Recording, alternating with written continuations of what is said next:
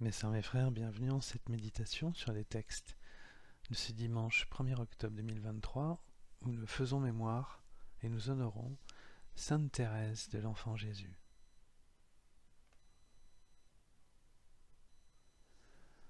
Soyons humbles car nous sommes tous pécheurs devant Dieu.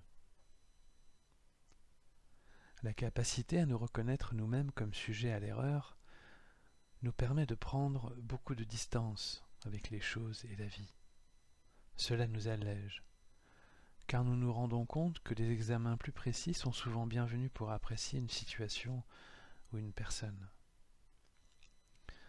De la même manière, le fait de s'avouer et d'avouer honnêtement nos erreurs est très important pour progresser ensuite spirituellement et aider les autres à progresser. C'est tout le sens de l'enseignement de Jésus-Christ venu appeler les pécheurs à la repentance et à la conversion. Dans l'Évangile, lorsqu'il dit « Quel est votre avis ? Un homme avait 2 fils. Il vint trouver le premier et lui dit « Mon enfant, va travailler aujourd'hui à la vigne. » Celui-ci répondit « Je ne veux pas. » Mais ensuite, s'étant repenti, il y alla. Puis le père alla trouver le second et lui parla de la même manière.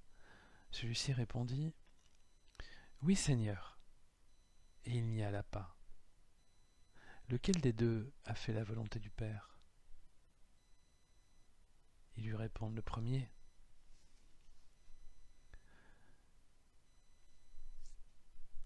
Celui qui ne se repent pas montre un regard tourné sur lui-même et pas tourné vers les autres. Il est comme le deuxième fils de la parabole, qui se trompe, mais se voit comme supérieur aux autres. Il trompe alors les autres, car il est préoccupé de ses propres intérêts, nous dit l'apôtre Paul dans sa lettre aux Philippiens. La parabole citée de Jésus sur le royaume dans l'évangile du jour montre le deuxième fils préoccupé par lui-même, et pas du tout par la vigne de son père à laquelle il n'ira pas travailler. Et la société est organisée ainsi. C'est un conflit d'intérêts permanent où gagnent les intérêts des plus forts et pas toujours ceux du plus grand nombre. Il y manque beaucoup de sagesse, car c'est la richesse dont il y est question et pas immédiatement de l'intérêt plus haut qui serait de servir les personnes qui en ont le plus besoin. Il est donc difficile de lutter en nous-mêmes contre cette pente que nous vivons au quotidien et que les habitudes sociales renforcent chaque jour. Pour cette raison, même durant son ministère, Jésus-Christ a choqué les apôtres en leur lavant les pieds et en se faisant ainsi serviteur des autres. Pourtant, il a montré la voie en servant les intérêts des autres pour montrer la nécessité de l'unité dans l'amour, comme l'explique l'apôtre Paul en rappelant la kénose de Dieu, c'est-à-dire la renonciation à son pouvoir. Ayez assez d'humilité, nous dit Paul, pour estimer les autres supérieurs à vous. Que chacun de vous ne soit pas préoccupé de ses propres intérêts. Pensez aussi à ceux des autres. Ayez en vous les dispositions qui sont dans le Christ Jésus.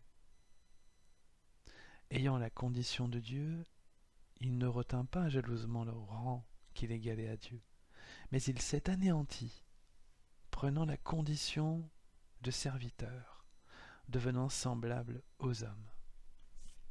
Reconnu homme à son aspect, il s'est abaissé, devenant obéissant jusqu'à la mort et la mort de la croix. C'est pourquoi Dieu l'a exalté. Mes sœurs, mes frères, soyons comme saint François et les premiers frères qui se sont agrégés autour de lui, soyons joyeux dans notre abaissement et notre volonté d'aimer les autres. Car l'amour des autres ne peut passer que par notre propre abaissement. Il faut que nous diminuions pour que l'amour des autres puisse prendre toute sa place. Ayons ainsi le cœur léger comme le psalmiste, car nos efforts seront récompensés par la présence constante de notre Seigneur qui nous soutiendra et rendra notre tâche légère. Il est droit, il est bon, le Seigneur, lui qui montre aux pécheurs le chemin. Sa justice dirige les humbles. Il enseigne aux humbles son chemin, nous dit le psalmiste. Dans cette quête de l'autre, par notre abaissement, notre voie est bénie, et tous les méchants qui sont repentis connaîtront le royaume. Le bon larron est de ceux-là, et il s'abaisse devant Jésus à la croix.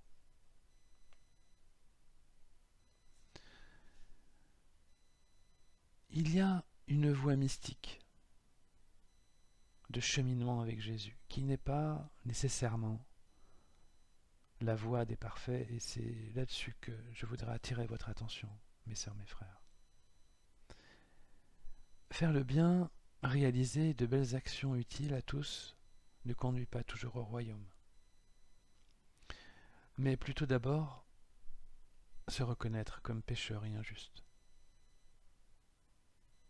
Le prophète Ézéchiel nous donne une indication de cheminement, lorsqu'il nous dit « Si le juste se détourne de sa justice, commet le mal et meurt dans cet état, c'est à cause de son mal qu'il mourra.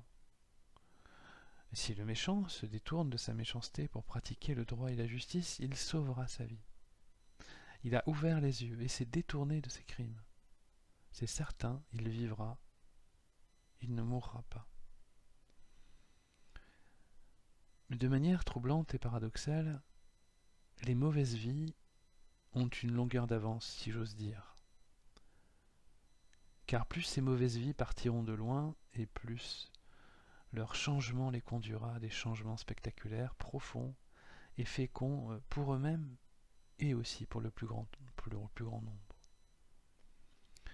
C'est aussi pour cette raison que Jésus va vers ces personnes. Elles en ont plus besoin et la gloire et l'amour de Dieu sera manifeste en eux. Mais alors, est-ce à dire qu'il faille devenir méchant? Non, bien sûr. Cela signifie plutôt qu'il faut, comme Jésus, nous adresser en priorité à ces personnes. Et cela signifie aussi que nous devons mieux regarder en nous-mêmes, car il y a des zones d'ombre que nous ne voyons plus, que nous ne voulons pas voir, et qui pourtant nous font un cœur comme celui du bon larron avant sa conversion, un cœur de malfaiteur. Car lorsque nous aurons mis notre mal dans sa pleine lumière, comme a pu le faire sainte Thérèse, que nous honorons aujourd'hui, qui remettait le mal dans la fournaise de l'amour de Dieu, alors notre vie changera véritablement, et notre humilité sera réellement présente. Nous serons alors, comme Jésus le Christ, de vrais amants des autres et de notre Dieu.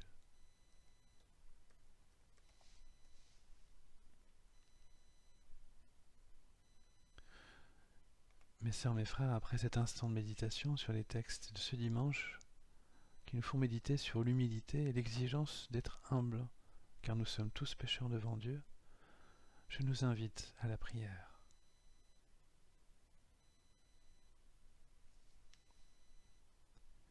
Ô Seigneur Jésus, toi qui t'es abaissé, toi qui as vécu notre vie, toi qui nous as servis en t'oubliant, toi qui nous as aimés totalement,